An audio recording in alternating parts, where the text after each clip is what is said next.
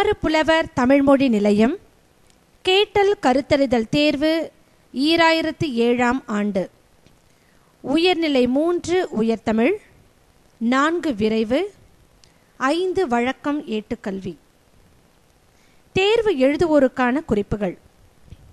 வணக்கம் மாணவர்களே, நீங்கள் கேட்டல் கருத்தறிதல் தேர்வு எழுதப் போகிறீர்கள்.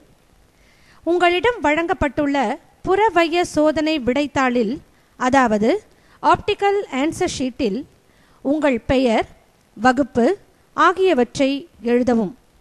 தேர்வில் 4 பனுவல்களும் அவற்றை ஒட்டி அமைந்த 10 தெரிவு விடை வினாக்களும் அவற்றிற்கான தெரிவுகளும் இடம்பெறும். முதலில் பனுவல் மட்டும் வாசிக்கப்படும். அதனைத் தொடர்ந்து வினாக்களும் அவற்றுக்கான தெரிவுகளும் வாசிக்கப்படும். இறுதியில் 4 பனுவல்களும் மீண்டும் வாசிக்கப்படும். உங்களிடம் வினாத்தாளும் புறவய சோதனை விடைத்தாளும் வழங்கப்பட்டுள்ளன. ஒவ்வொரு வினாவுக்கும் 4 தெரிவுகள் தரப்பட்டுள்ளன.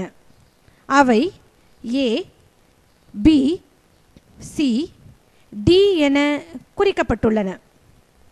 அவற்றுள் ஒன்று சரியான விடை.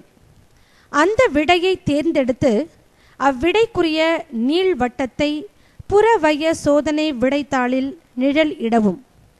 நிழல் இடுவதற்கு நீங்கள் 2B பென்சிலை மட்டும் பயன்படுத்த வேண்டும். நீங்கள் ஒவ்வொரு வினாவையும் கேட்டு அதன் பின்னர் அவ்வினாக்களுக்கு விடை அளிக்கவும். இப்போது உங்கள் வினாத்தாளை திறக்கவும். இப்போது தேர்வு தொடங்க போகிறது. பனுவல் 1. சிறுவன் ஒருவன் படிக்க வேண்டுமென்று மிகவும் ஆசை கொண்டிருந்தான்.